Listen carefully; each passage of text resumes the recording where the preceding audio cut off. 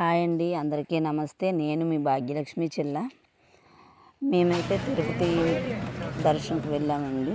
సుప్రభాత సేవ మాకు లక్కీ టిప్ ద్వారా మాకు అవకాశం వచ్చింది.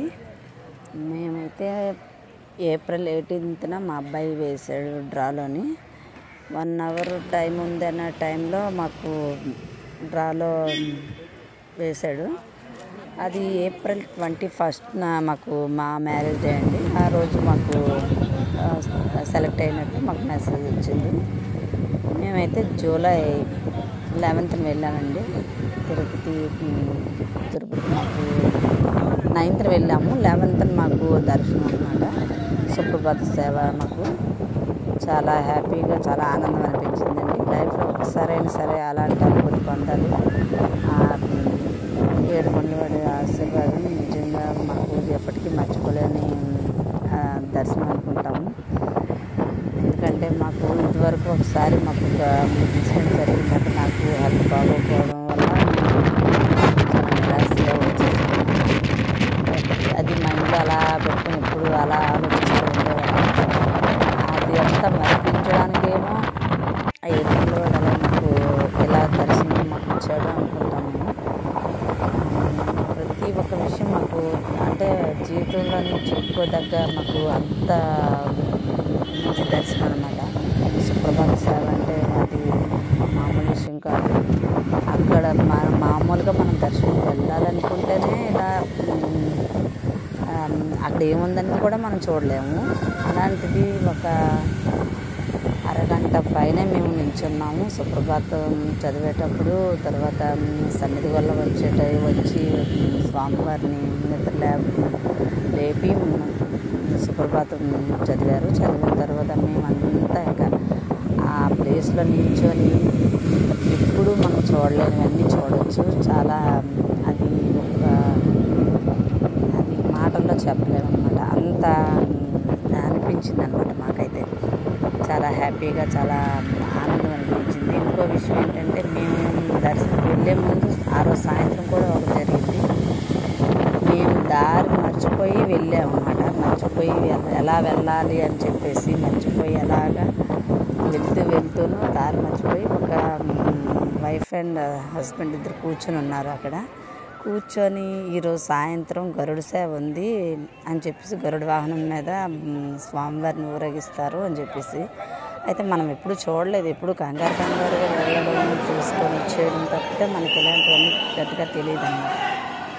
అలా వెళ్ళి అలా చూసి అంటే స్వామివారే చూపించారనుకుంటాను నేనైతే మాత్రం. అక్కడ ఎలా మళ్ళీ తర్వాత చూస్తే వాళ్ళు ఎవరు కనిపించలేదు. అంటే మాడవీధులు తిన్నగా నించొని మేము మామూలుగా వెతుక్కుంటున్నాం అనమాట. మా రూమ్స్ వైపు ఎటువైపు వెళ్ళాలా అని చెప్పేసి. అయితే ఇలా చెప్పారు. చెప్పిన తర్వాత ఆ రోజు సాయంత్రం స్వామివారి దీనికైతే మేము వచ్చాము.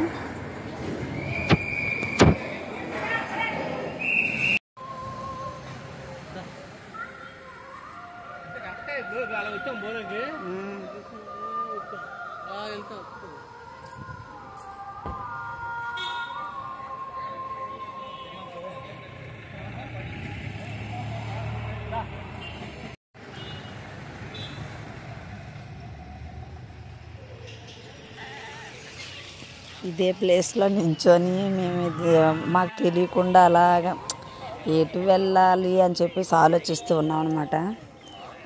అంటే మేము నించున్న ప్లేసు చాలా ఆశ్చర్యం అనిపించింది. తీరా మొత్తం గరుడ వాహనం మీద స్వామివారిని ఊరేగించి అన్నీ అయిన తర్వాత మేము ఇంత దగ్గరలోనే ఉన్నామా అనిపించింది. అంటే అది స్వామివారి మహిమ అని చెప్పేసి తర్వాత ఆలోచించాం అనమాట. అప్పుడు కూడా దర్శనం అయిపోయింది.